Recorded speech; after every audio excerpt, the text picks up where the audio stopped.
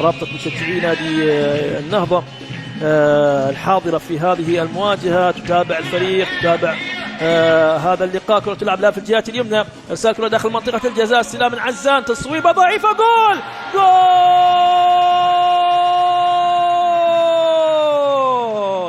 هدف نهضاوي أول يأتي عن طريق عزان التمتمي. عزان التمتمي يفتتح بوابة التسجيل في هذا اللقاء، يفتتح بوابة التسجيل في هذا اللقاء عزان التمتمي بهدف أول في الدقيقة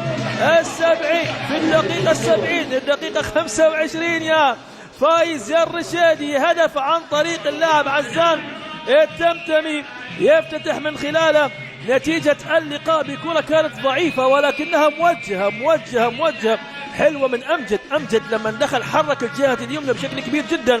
شوف الكرة الماضية من عزان وكأنه يمررها باتجاه المرمى، وبالفعل الهدف الأول يأتي عن طريق التمتمي الذي تمتم هذه الكرة في الشباك، أو تمها في الشباك بعدما كان يبحث عن الهدف